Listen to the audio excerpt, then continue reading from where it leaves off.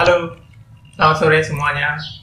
Senang bisa berjumpa kembali dengan Ibu, Bapak, dan Saudara sekalian dalam acara Biola dari GKI Maulana Yusuf. Apa kabar semuanya? Semoga semua dalam keadaan sehat, dalam keadaan sukacita, dalam iman dan pengharapan yang terus penuh kepada Allah yang terus menyertai hidup kita. Sore ini kita akan berbicara tentang topik bergereja dan latihan rohani. Hampir 4 bulan kita sudah menjalankan kebaktian secara online. Di antara kita ada yang mulai merasa makin familiar, bisa menikmati, tapi banyak juga yang mengeluh bosan karena merasa kurang khusyuk. Berbagai hal unik kita alami selama mengikuti kebaktian secara online. Ada juga kejadian-kejadian yang rasanya hampir mustahil terjadi di kebaktian biasa di gedung gereja. Di rumah kami misalnya, kami mengikuti kebaktian minggu secara rutin, diikuti oleh 5 orang dewasa, lalu ada 1 anak kelas D, kemudian 1 lagi balita.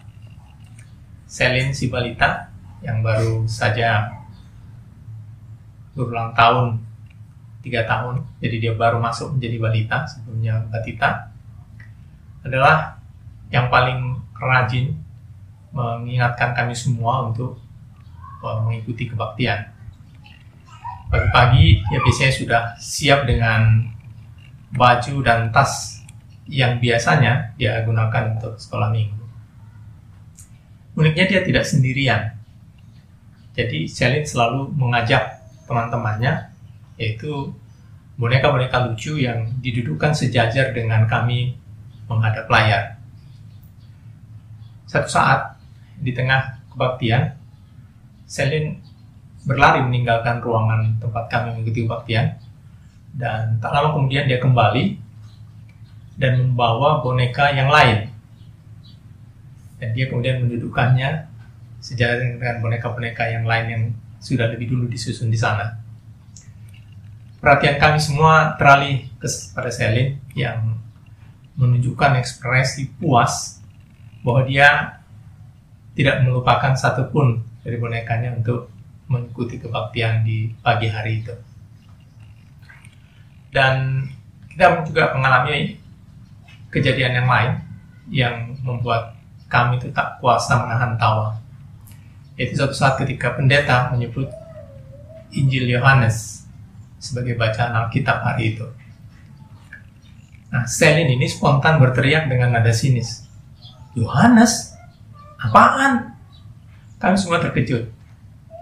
Lalu kami menyadari bahwa dia mengira pendeta sedang menyebut nama dokternya, yaitu Dr. Yohanes, yang menyuntik imunisasi beberapa hari sebelumnya.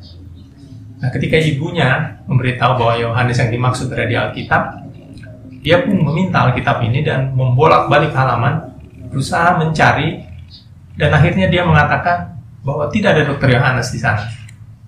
Kami semua tertawa dan kami terpaksa mengejar pembacaan yang sedang dilakukan oleh pendeta, karena ya kami semua sudah tertinggal beberapa ayat karena harus memperhatikan dan menanggapi Selin. Pengalaman lain yang juga menarik adalah interupsi oleh bel petugas pengiriman barang atau gangguan koneksi internet. Yang terakhir ini kadang bikin kagok. Apakah akan meneruskan nyanyian yang sebenarnya kita tahu atau menunggu koneksi pulih? Lalu sesudah koneksi pulih pun kita masih punya pilihan. Apakah akan lanjut live stream atau akan mengikuti yang sudah delay. Di antara yang menyenangkan juga dari kebaktian online adalah ketika setelah kebaktian kita bisa melanjutkan persekutuan keluarga, dan dalam situasi itu, suasana itu, kita bisa saling sharing dan mendoakan. Saya yakin saudara juga punya pengalaman yang unik selama mengikuti kebaktian online selama ini. Ya, tentu kita juga kehilangan pengalaman yang biasa dinantikan. Dan ini menjadi alasan bagi sebagian orang yang ingin segera mengikuti kebaktian biasa. Kita belum tahu kapan akan menjalankan kebaktian di gedung gereja kembali. Terlalu dini untuk menyimpulkan bahwa kebaktian online akan mainstream. Tapi juga naif untuk mengklaim bahwa kebaktian online ini hanya akan bersifat sementara. Sementara itu, masa-masa ini menjadi kesempatan yang baik bagi kita untuk menyegarkan kembali makna bergereja, baik dalam persekutuan, serta kesaksian dan pelayanan. Nah, kita akan mencoba membahasnya dari konteks ibadat atau kebaktian yang merupakan kegiatan utama dalam bergereja. Ini merupakan hal yang relevan baik kita saat ini kita menjalankan kebaktian secara online maupun saat kita menjalankannya seperti biasa di gedung gereja. Kebaktian adalah salah satu ibadah. Kita sering saling bertukar nih kata-kata ibadah dan ibadat. Dalam arti luas, ibadat adalah bagaimana kita mengakui kehadiran Allah dan melayani Dia kapan saja dan di mana saja. Nah, kita beribadat melalui ritual seperti kebaktian minggu dan yang tak kalah penting melalui kehidupan kita, yaitu ketika kita mengerjakan tugas dan tanggung jawab sehari-hari sebagai pelayanan kepada Allah. Nah, kebaktian yang paling rutin kita laksanakan adalah kebaktian hari Minggu dan hari raya gereja yang merupakan perayaan akan peristiwa-peristiwa Kristus. Sebagai satu upacara dan perayaan, kebaktian merupakan model perjalanan kehidupan yang kita imani berkenan kepada Allah dan mendewasakan iman kita. Melalui kebaktian, kita memulai, kita mempersering, kita memperdalam dan mempermurni perjumpaan kita dengan Allah Tritunggal. Satu perjumpaan yang mengembangkan kerohanian yang berpusat pada hubungan yang hidup dengan Allah. Nah, sebagai salah satu sarana membangun dan membentuk rohani, kebaktian mengandung latihan-latihan rohani. Bahkan kebaktian sendiri adalah latihan rohani. Kita melaksanakannya melalui tata cara yang kita kenal dengan liturgi. Nah, salah satu tantangan menjalankan liturgi yang telah menjadi kebiasaan bagi kita, mungkin ada yang sudah bertahun-tahun, bahkan ada yang sudah puluhan tahun, adalah luntur hingga hilangnya penghayatan. Satu contoh, partisipasi atau respon dalam liturgi yang dialogis seringkali tak lagi dilakukan dengan kesadaran atau kesengajaan, tapi hanya refleks semata. Dan kita kehilangan penghayatan atas apa yang kita lakukan dalam liturgi tersebut. Nah, kemudian kini kita menjalankan kebaktian secara online yang juga memunculkan tantangan baru, seperti perubahan suasana dari satu upacara yang resmi menjadi informal, dari sesuatu yang terjadwal, yang menuntut penyediaan waktu, menjadi sesuatu yang bisa dilakukan kapan saja, sesuai waktu lowong atau keinginan kita. Belum lagi perbedaan signifikan antara kebaktian online dan biasa di gedung gereja, yaitu dalam hal kebaktian minggu yang sesungguhnya esensinya adalah ibadah bersama. Bagi keluarga, kebersamaan dalam kebaktian online tentu masih dirasakan meski dalam lingkup yang lebih kecil. Tapi bagaimana dengan yang sendiri, seperti mahasiswa yang tinggal di rumah kos? Belum lagi keterbatasan bagi jemaat untuk saling menyambut, saling menunjukkan perhatian dan kasih, saling melayani. Semua hal yang diharapkan terjadi dalam kebaktian minggu biasa. Nah, di tengah situasi yang berpotensi membuat ibadat kita menjadi tidak efektif ini, apa yang bisa kita lakukan agar kebaktian kita tidak menjadi formalitas, apalagi menjadi hiburan, tetapi benar-benar menjadi ruang perjumpaan dengan Tuhan yang secara terus-menerus mengubah hidup kita? Ini beberapa hal yang bisa kita lakukan. Yang pertama adalah kita mengingat kembali bahwa kebaktian sebagai latihan rohani. Lalu yang kedua, kita lebih menghayati unsur-unsur liturgi dalam kebaktian yang kita ikuti secara online di hari Minggu. Lalu yang ketiga, meningkatkan atau memperbanyak latihan rohani pribadi kita. Mari kita bahas satu persatu. Pertama, kita perlu terus mengingat bahwa kebaktian itu sebagai latihan rohani. Kebaktian yang kita laksanakan secara repetitif mengandung latihan yang mengasah rohani kita. Di antara latihan rohani dalam kebaktian adalah hening dan menyadari hadirat Allah, mengaku dosa, membaca Alkitab, mengucap syukur, serta mendengar dan mencari tuntunan Tuhan untuk melayani Dia dan melayani sesama. Nah, apa sih sebenarnya yang dimaksud dengan latihan rohani? Secara ringkas, latihan rohani adalah pola dan praktek kehidupan yang mengarahkan dan mengajar kita menjadi semakin serupa dengan Kristus. Dengan definisi sederhana ini, kita paham bahwa latihan rohani tidak mungkin mudah atau bisa dikerjakan seenaknya. Itu bukan sesuatu yang taken for granted, tapi perlu kesengajaan dan disiplin. Dia tidak mungkin instan, tapi perlu komitmen dan ketekunan. Dia tidak mungkin sekedar di permukaan, tapi perlu digali dan didalami. Kesadaran ini diharapkan mendorong kita untuk menjalankan kebaktian dengan sungguh-sungguh, misalnya tentang hening dan menyadari hadirat Tuhan.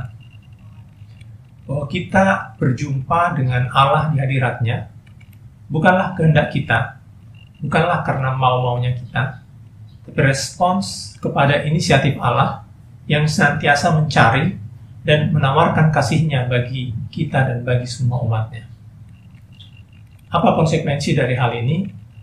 Itu berarti ketika kita mau mengikuti kebaktian, kita harus mulai dengan penyediaan diri, dengan harapan berjumpa dengan Allah di hadirat-Nya, bersama dengan semua saudara seiman. Dengan sengaja kita perlu mengalokasikan waktu, dengan meninggalkan urusan, serta kita juga penuh pengharapan untuk mengalami persekutuan yang mendalam dengan Allah. Latihan rohani yang lain misalnya tentang mengaku dosa. Mengaku dosa kepada Allah yang Maha Tahu adalah belajar jujur kepadanya.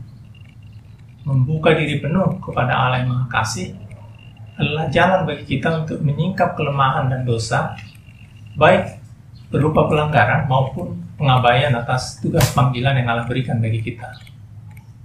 Untuk ini kita butuh kerelaan dan kesungguhan untuk melakukannya. Doa klise tidak mungkin membawa kita jauh untuk menemukan kelemahan kita. Selain dosa pribadi, kita juga memperhatikan dosa sebagai gereja dengan setiap kita adalah anggotanya. Satu pengakuan yang diharapkan mentransformasi hidup gereja kepada kehendak sang kepala gereja. Lalu yang kedua, kita perlu lebih menghayati unsur-unsur liturgi. Liturgi kita itu bersifat partisipatif, baik dengan gerak dan suara. Keadaan online mungkin menghambat kita untuk berpartisipasi penuh. Tetapi itu tidak harus jadi hambatan dalam menghayati maknanya. Sebaliknya, penghayatan yang dalam itu akan menolong kita untuk beribadah dengan sepenuh hati di tengah keterbatasan-keterbatasan itu. Misalnya, situasi ruang tidak memungkinkan berdiri saat prosesi masuk atau saat akan mendengar berita anugerah. Tapi kita bisa tetap menghayati bahwa kita turut dalam prosesi bersama majelis jemaat dalam memasuki hadirat Tuhan dengan hati yang penuh hormat, dengan hati yang penuh pengharapan. Kita juga bisa menyambut berita anugerah dengan antusiasme dari dalam hati kita, meskipun mungkin kita tidak berdiri. Dalam liturgi persembahan, kita bisa saja baru akan mentransfer materi atau dalam hal ini uang persembahan beberapa hari kemudian. Tetapi saat kita melaksanakan liturgi persembahan, kita bisa menghayatinya dengan mengingat berkat-berkat Tuhan yang tak terkira, yang mungkin kita sudah lupa, dan saat yang sama kita berkomitmen untuk menyerahkan diri kita untuk Tuhan pakai menjadi alat kasih-Nya. Lalu yang ketiga, meningkatkan latihan rohani pribadi. Selama ini banyak kita mengandalkan pertumbuhan rohani pada kegiatan yang diselenggarakan oleh gereja sebagai institusi. Sebutlah persekutuan doa, pemahaman Alkitab, serta kegiatan-kegiatan kesaksian pelayanan seperti bagi beras, donor darah, dan lain-lain. Nah, ketika kegiatan-kegiatan ini libur sebagai akibat dari pembatasan COVID, jemaat pun libur dari melakukan latihan rohani melalui doa, libur dari latihan rohani melalui pemahaman Alkitab. Nah, masa COVID ini mengingatkan bahwa setiap kita sebagai pribadi memiliki kesempatan untuk membangun iman, membangun rohani kita melalui latihan rohani pribadi. Nah, kalau kita kaitkan juga dengan kebaktian yang dibatasi karena kita selenggarakan secara online, di kebaktian online misalnya kita hanya membaca satu bagian dari leksionari. Menyadari bahwa membaca Alkitab leksionari itu merupakan salah satu latihan rohani penting bagi kita, tentu sangat baik jika kita bisa tetap menjalankannya secara pribadi maupun mungkin bersama dengan keluarga, misalnya sehari atau malam sebelum hari kebaktian. Lalu kita juga tidak harus bergantung pada kegiatan institusional gereja yang sesungguhnya dimaksudkan sebagai inisiasi dan percontohan. Kita bisa melaksanakan latihan rohani, melayani pada orang-orang di sekitar kita, mungkin di sekitar tempat tinggal kita, atau di sekitar tempat kita bekerja, dan dimanapun ketika kesempatan itu ada di hadapan kita. Pembatasan dalam rangka pengendalian COVID ini memunculkan tantangan dan keterbatasan dalam kehidupan kita bergereja. Tak seharusnya kita menjadi kendur apalagi mundur. Tapi kita perlu menjaga dan meningkatkannya.